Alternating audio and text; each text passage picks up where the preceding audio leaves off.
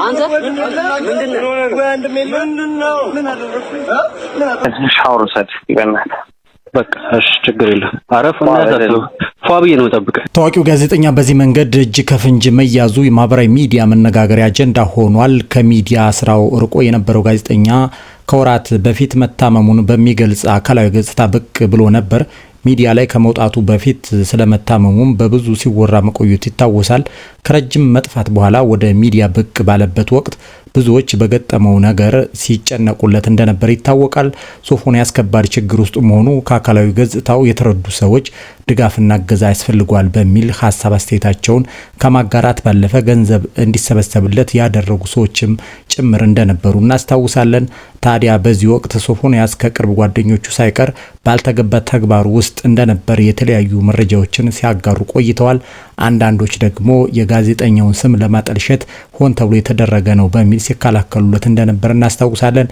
በወቅቱ ከአንድ ፖድካስት በተደረገለት ቃለ መጠይቅ ላይ ያጋራቸውን የጽሁፍና የድምጽ መረጃዎች በተመለከተ ምላሽ ሲሰጥ ፌስቡክ አካውንቱ ተጠልፎ እንደነበር ተናግሮ እንደነበር እናስታውሳለን። ድምጽህም ላይ ተገቢ ያልሆነ ነገር ሰምቻለሁ ይሄ ነው።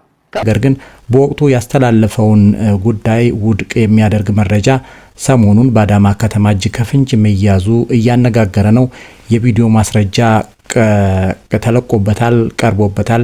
ይህ በምስሉ ላይ የምታዩት ጋዜጠኛ ተራ ሰው ሳይሆን ታዋቂ ጋዜጠኛ፣ ዜና አንባቢ፣ ፕሮግራም አዘጋጅና አቅራቢ ሆኖ ይታወቃል። ግለሰቡን በተመለከተ ሰሞኑን የሚወጡ ተንቀሳቃሽ ምስሎች፣ ፎቶዎችና የጽሁፍ መልእክቶች እጅግ አስደንጋጭ ናቸው። የተፈጠረውን ነገር በጥቂቱ ላስደምጣችሁ። ግለሰቡ አንድ የቅርብ ጓደኛው የላከለትን ላፕቶፕ ለመቀበል ወደ አዳማ ከተማ ሄዶ እንደነበርና በዚህ አጋጣሚ የዝርፊያና ድብደባ እንደደረሰበት በራሱ ፌስቡክ ገጽ ላይ ማጋራቱ ይታወሳል።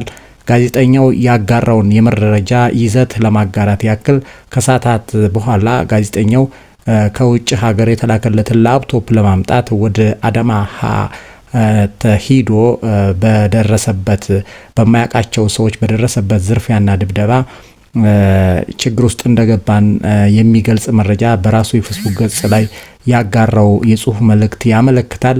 ለምን ይሄ ከሰዓታት በኋላ ግን ይህንን የጽሁፍ መልእክት አጥፍቶታል? እንግዲህ ለምን አጠፈው የሚለው እጅግ መነጋገሪያ ሆኗል።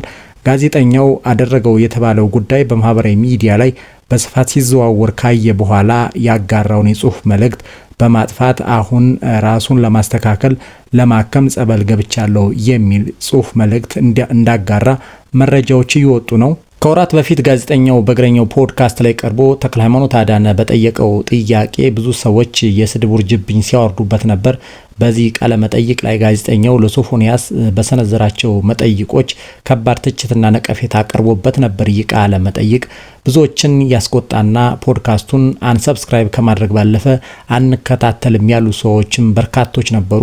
በዚህ ልክ ወንድ ልጅን ማፋጠጥ ተገቢ አይደለም፣ ያቀረባቸው ጥያቄዎች አግባብነት የሌላቸው ከአንድ ጋዜጠኛ የማይጠበቅ በሚል ከባድ ትችትና ነቀፌታ ደርሶበት ነበር። አብዛኛው ሰው በዚያ ወቅት ጋዜጠኛው ሶፎንያስን ይቅርታ መጠየቅ አለበት በሚል የማህበራዊ ሚዲያ ዘመቻ ተካሂዶበት እንደነበረ እናስታውሳለን። ነገር ግን ሶፎንያስ በትናንትናው ዕለት በአዳማ ከተማ ቀድሞ ሲወራበት በነበረው ጉዳይ ላይ እጅ ከፍንጅ ተያዘ በሚል መረጃ ከተላለፈ በኋላ እግረኛው ሚዲያን ሲወቅሱ የነበሩ ሰዎች በማህበራዊ ሚዲያ ላይ የይቅርታ ቪዲዮ በመስራት ይቅርታችንን ተቀበል እያሉ ይገኛሉ። እግረኛው ሚዲያ ማየት ያቆምኩት ከሶፎንያስ ኢንተርቪው በኋላ ነው። በጣም ይቅርታ፣ አንተ ለካ በሰዓቱ ልክ ነበር። ከእግረኛው ቃለመጠይቅ እንደተረዳ ነው ጋዜጠኛው በእንዲህ አይነት መሰል ተግባር ላይ የተሰማራው ቀድሞ እንደነበር መረዳት ችለናል። ይህ ጉዳይ በማህበራዊ ሚዲያ ከተሰራጨ በኋላ በርካታ ሰዎች ሶፎንያስ ዋሲሁንን የቀጠሩት ተቋማት ከስራ ማሰናበት አለባቸው በሚል የተከፈተው ማህበራዊ ሚዲያ ዘመቻ አይተናል። ይህንን ተከትሎ አሻም ቲቪ ጋዜጠኛውን ከስራ እንዳሰናበተ መግለጫ ወጥቷል። አሻም ቲቪ በጋዜጠኛው ሶፎንያስ ዋሲሁን ላይ እንዲህ ሲል መግለጫ ወጥቷል። ከአሻም ሚዲያ ትሬዲንግ አክሲዮን ማህበር በወቅታዊ ጉዳይ ላይ የተሰጠ መግለጫ በሚል ይጀምራል። ድርጅታችን አሻም ሚዲያ ትሬዲንግ አክሲዮን ማህበር ጋዜጠኛ ሶፎንያስ ዋሲሁንን በኮንትራት ውል በዜና አቅራቢነት እንዲሁም በቅርቡ በጣቢያችን ሶፊ ሾው ሲል በሰየመው የመዝናኛ ዝግጅቱ በአሻም የቴሌቪዥንና በዩቲዩብ ገጽ እያዘጋጀ ሲያቀርብ እንደነበር ይታወሳል። ይህ በሆነበት ከትላንት ህዳር 29 ቀን 2018 ዓ.ም ጀምሮ በተለያዩ የማህበራዊ ሚዲያ አማራጮች ስለ ጋዜጠኛው ከኢትዮጵያዊነት ባህል፣ ወግ እንዲሁም ሃይማኖት ያፈነገጠ ተግባር ሲፈጽም የሚያሳይ መረጃ በጽሁፍ በድምጽና በተንቀሳቃሽ ምስል ጭምር ሲዘዋወር ተመልክተናል። አሻም ይህንኑ በማህበራዊ ሚዲያ ስለ ጋዜጠኛው የተሰራጨው መረጃ ተከትላ ስለ ተሰራጨበት መረጃ ሶፎንያስን ማብራሪያ እንዲሰጥበት ጠይቃለች። በዚህም ሶፎንያስ አሁን ራሴን ለማስተካከል ለማከም ጸበል ገብቻለሁ የሚል አጭር ምላሽ ከመስጠት ውጭ ተጨማሪ ያለው ነገር የለም። ስለሆነም አሻም ሚዲያ ትሬኒንግ አክሲዮን ማህበር የኢትዮጵያን ባህልና ወግ እንዲሁም የህብረተሰቡን እሴትና ሃይማኖት ባከበረ መንገድ የምትመራበት ኤዲቶሪያል ፖሊሲ አላት። ይሁን እንጂ ጋዜጠኛው የሚዲያውን ኤዲቶሪያልም ሆነ የማህበረሰቡን እምነት፣ እሴቱ፣ ወግ፣ ባህልና ሃይማኖት የሚጻረር ተግባር የተሰራጨበት በመሆኑ እጅጉን እያዘነች ድርጊቱ የሚዲያ ተቋሟን የማይወክል ይልቁንም በጽኑ የምታወግዘው መሆኑን ለውድ ተመልካቾቻችንና ተከታዮቻችን ለመግለጽ እንወዳለን ይላል። ከዚህም በተጨማሪ አሻም ሚዲያ ትሬኒንግ አክሲዮን ማህበር ጋዜጠኛ ሶፎንያስ ዋሲሁን በፈጸመው ከባድ የማህበረሰባዊ እሴት እና ኤዲቶሪያል ጥሰት ጭምር የነበራትን የስራ ውል ከዛሬ ህዳር 30 ቀን 2018 ዓ.ም ጀምሮ ማቋረጧን ለመግለጽ ትወዳለች። አሻም ለሁላችን በሚል የሚዲያ ተቋሙ መግለጫ ማውጣቱ ይታወሳል። እንግዲህ ይህ ጋዜጠኛ ከበፊት ጀምሮ እንዲህ አይነት የጽሁፍና የቪዲዮ እንዲሁም የተንቀሳቃሽ ምስሎች ወጡበት እየተባለ ሲወራበት ነበር። ነገር ግን ለቀረበበት አልዋልታ ምላሽና ማብራሪያ ሲሰጥ ነበር። የፌስቡክ አካውንቴ ተጠልፎ እንጂ እኔ ሆን ብዬ ያደረኩት አይደለም በሚል ማብራሪያ ሲሰጥ ቆይቷል። ነገር ግን ትናንትና በአዳማ ከተማ እጅ ከፍንጅ እንደተያዘ የሚያሳዩ የድምጽ መልእክቶች ወጥተዋል። ይህ መልእክት ከወጣ በኋላ እንግዲህ እሱ ይህ ጉዳይ ከተከሰተ በኋላ በዘራፊዎችና በጉልበተኞች ተይዤ ላፕቶፔን ተቀምቻለሁ በሚል ሀሳቡን አጋርቶ ነበር በራሱ ፌስቡክ ገጽ ላይ። ነገር ግን ይህ የድምጽ መረጃ ከወጣ በኋላ እንግዲህ አጋርቶት የነበረውን የጽሁፍ መልእክት በማጥፋት እኔ አሁን ራሴን ለማስተካከል ወደ ጸበል ቦታ ሄጃለሁ በሚል እንደገና ማጋራቱ ይታወሳል። ይህን የተመለከተው እንግዲህ ሚዲያው ተቀጥሮበት የነበረው አሻም ቲቪ የነበረውን ውል ማቋረጡን በመግለጫ አውጥቷል። እንግዲህ በዚህ ጉዳይ ላይ የተለያዩ የህብረተሰብ ክፍሎች እንግዲህ በነቀፌታም በድጋፍም ሀሳብ አስተያየታቸውን እየሰጡ ነው።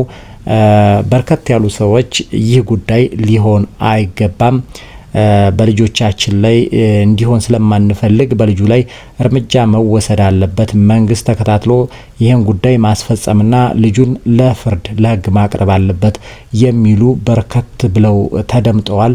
እንግዲህ ማህበራዊ ሚዲያው በትናንትና ዛሬ በጋዜጠኛ ሶፎንያስ ዋሲሁን ጉዳይ ተጠምዷል፣ አጀንዳ ሆኗል፣ ትልቅ መነጋገሪያ ርዕሰ ጉዳይ ሆኗል። እንግዲህ ይህን ጉዳይ የሚመለከታቸው አካላት በማጣራት እንግዲህ በህግ ጉዳዩን እንዲያዩት በርካታ ሰዎች እየጎተጎቱ ነው። እንግዲህ ከሚመለከተው አካል ይህን ጉዳይ ለማስተካከል ፈር ለማስያዝ ይሄዱበታል ብለን እናምናለን። ምክንያቱም ጉዳዩ ከኢትዮጵያዊነት ባህል፣ ወግና እምነት ያፈነገጠ በመሆኑ እንዲህ አይነት ልምምዶች ለመቀጠላቸው ሌሎች ጉዳዮችን እንደመፍቀድ ይቆጠራልና እንግዲህ ይህ ጉዳይ በጽኑ እንደሚያዝ እንደሚከታተለው መንግስትም እናምናለን።